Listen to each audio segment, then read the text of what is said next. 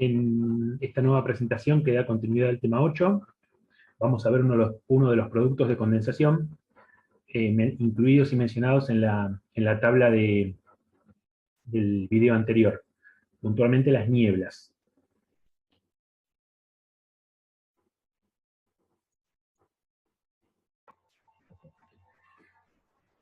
Las nieblas, como vimos, son productos de condensación en suspensión.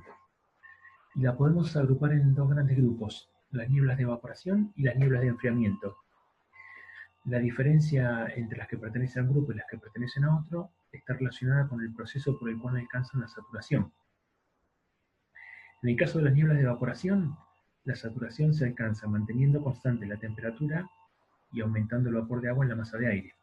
En ese caso, vamos a ver nieblas de evaporación o frontales, que su generación está dada en frentes, y nieblas de vaho. En el caso de las nieblas de enfriamiento, el proceso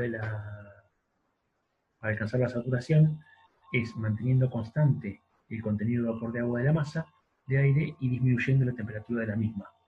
En este caso, los tipos de radiación van a ser los tipos de niebla, perdón, van a ser el de radiación, el de advección y las nieblas orográficas.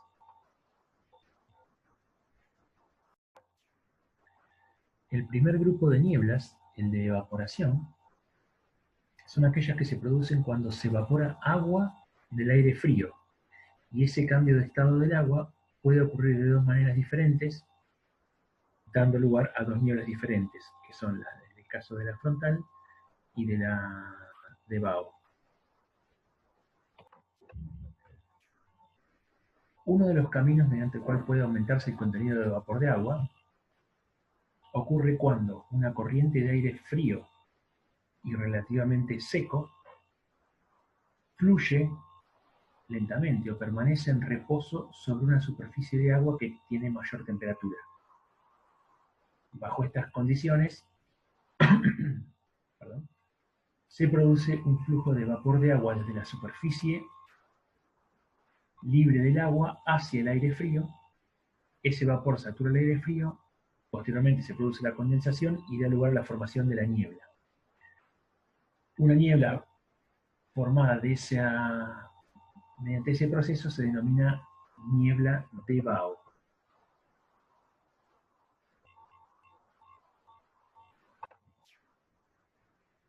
Estas nieblas es común que se formen en zonas polares cuando las corrientes de aire frío se desplazan sobre mares libres de hielo, así como también en invierno, primavera y otoño se pueden generar sobre espejos de agua, ¿sí? Sean lagunas, charcos o sobre cursos de agua, e incluso ríos.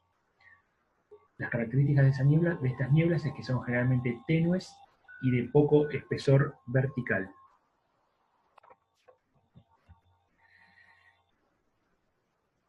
En el caso de las lluvias por evaporación que ocurren en frentes, el proceso es el siguiente. Cuando llueve, el agua que cae tiene mayor temperatura, digamos, si se da el caso que el agua que cae tiene mayor temperatura que el aire del entorno, las gotas de lluvia se evaporan y eso hace que el aire tienda a saturarse.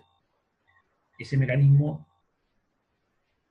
digamos, es factible, mediante ese mecanismo es factible que se puedan formar nieblas o incluso nubes bajas. Estas nieblas se forman, en el caso del frente, dentro del aire frío, en los frentes que tienen lento movimiento. Tienen, digamos, principalmente los de menor velocidad, cosa que vimos en el capítulo número 6, seguramente. Son los frentes estacionarios, los frentes calientes, e incluso se puede pensar en frentes fríos, que son lentos.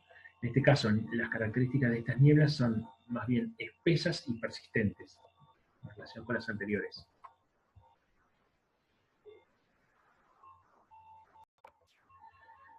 El segundo grupo de nieblas son las nieblas por enfriamiento, y son las que se generan mediante la disminución que experimenta la capacidad del aire para retener vapor de agua cuando disminuye la temperatura.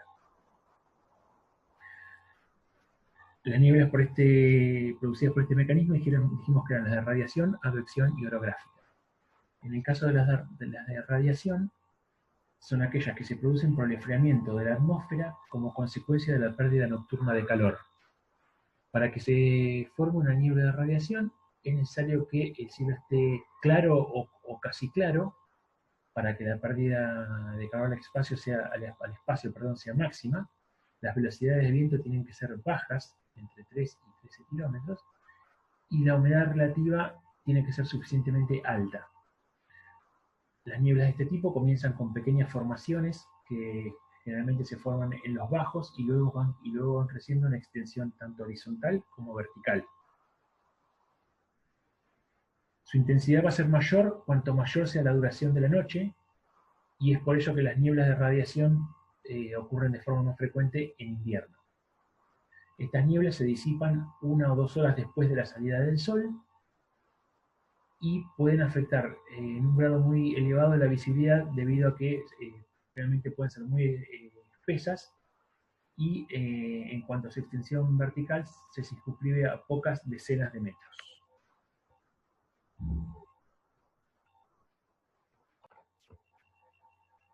Las nieblas de advección se generan cuando una corriente de aire cálido y húmedo se desplaza sobre una superficie más fría. El aire se enfría desde abajo, aumenta la humedad relativa y puede llegar a condensar el vapor de agua y formar la niebla.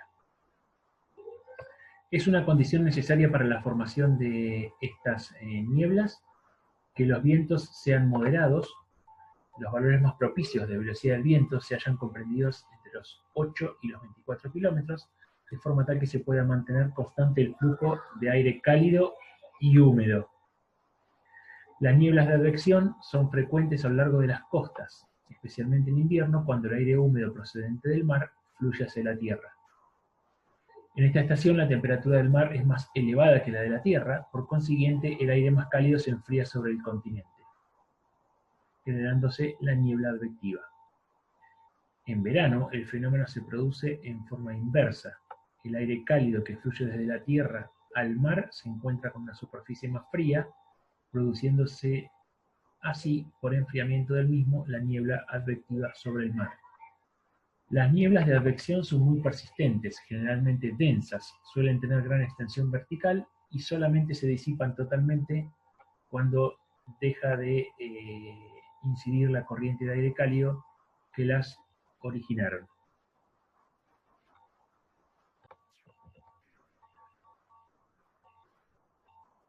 Las nieblas orográficas, también conocidas como dependientes, son aquellas que se generan dentro de las corrientes de aire que ascienden sobre laderas montañosas o elevaciones de terreno menores. Esto se debe a que en el ascenso del aire, este se expande y se enfría. Ese enfriamiento, mientras el aire no esté saturado, es de 1 grado Celsius cada 100 metros de ascenso, tiene aparejado un aumento de la humedad relativa, lo que hace es que sea más factible que pueda alcanzar el punto de saturación. Al ascender el aire por una ladera montañosa o por un sector elevado, aunque no sea de grandes proporciones, o bien sobre una pendiente, puede, por el mecanismo descrito, producir una niebla, siempre y cuando la humedad relativa inicial sea elevada. Por si la altura que tiene que sortear no es grande, es preciso que la humedad relativa inicial sea elevada. Para que se forme la niebla es condición básica que el viento sea persistente, pero no muy intenso. Si no, pasaría como en el caso de las nieblas advectivas, que se separa del piso y se pasan a formar estratos bajos.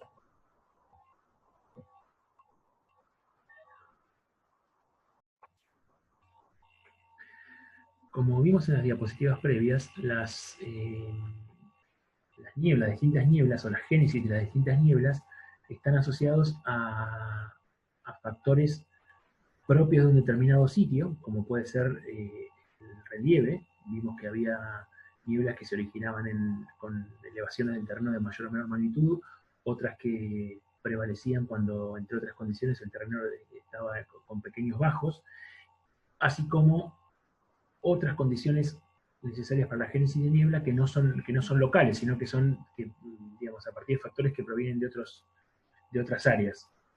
Entonces, en razón de ello, es posible identificar patrones asociados a esos factores. En el ejemplo que se muestra, en el ejemplo de la diapositiva, en el extremo superior izquierdo, se muestra para Estados Unidos y algunos sectores de Canadá los principales patrones de distribución. Entonces, por ejemplo, todo lo que es la zona central en torno a las rocallosas, a las rocosas, a las montañas rocosas que están con esta distribución norte-sur, se esperan nieblas de tipo orográfico. Todo lo que es la costa hacia el Pacífico tenemos niebla de radiación en la zona de los bajos y nieblas de advección más hacia el sur, producto del ingreso de masas de aire. Lo mismo en el sureste, que se verifica un patrón de aparición de nieblas de tipo radiativas o advectivas. En la costa este, nieblas de tipo advectivo, y en la zona central, nuevamente nieblas de radiación. En ambos mapas inferiores, tanto como para Estados Unidos como para España, se observan la distribución espacial de un dato estadístico como es el número medio anual de días con niebla. Entonces se presenta la distribución en cada uno de esos países.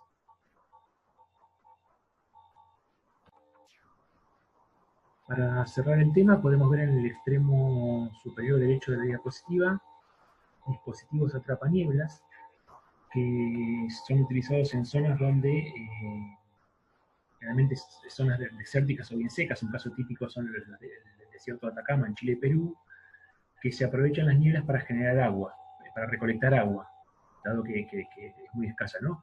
Entonces, el mecanismo de funcionamiento en términos simples es que esos instrumentos, esos